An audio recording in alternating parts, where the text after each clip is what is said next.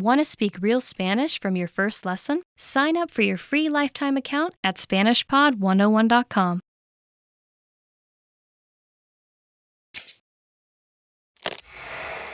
Hi everybody, Rosa here. Welcome to Ask a Teacher, where I'll answer some of your most common Spanish questions. The question for this lesson is: what are reflexive verbs and how do you use them? Before we get into pronouns, let's cover the basics. Every sentence has a subject and an object. For example, in the sentence, yo compré un paraguas, which means I bought an umbrella, yo, which is I, is the subject, and un paraguas, which is an umbrella, is the object. With some sentences, the subject and the object are the same. This is when you use reflexive verbs, which are verbs used with reflexive pronouns.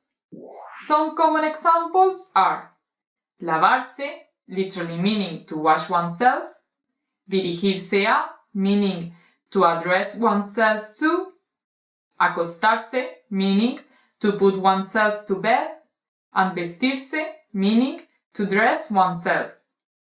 These are all reflexive verbs.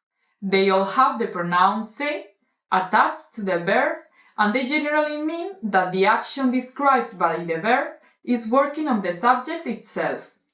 The reflexive pronouns are me with yo for myself, te with tú for yourself informal, se with él, ella, usted for himself, herself, and yourself formal respectively, nos with nosotros for ourselves, and os with vosotros for yourselves informal, se with ellos, ellas for themselves, and with ustedes for yourselves formal.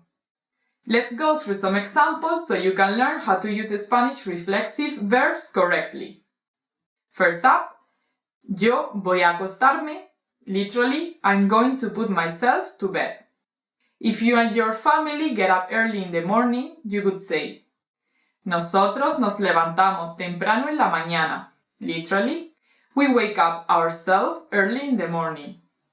Using me, you can say, yo me compro un libro, which literally means I buy a book to myself. Using te, tú te compras un libro, meaning you buy a book to yourself.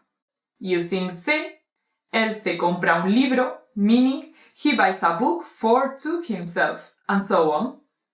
Notice that since these verbs use reflexive pronouns, their objects usually lack the possessive adjectives that appear in English. For example, él se lava las manos means he washes his hands. However, if you translated it word for word, it could sound like he washes the hands to himself.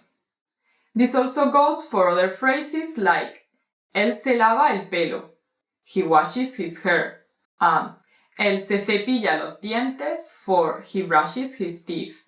You can also use reflexive pronouns with emotions to make them stronger.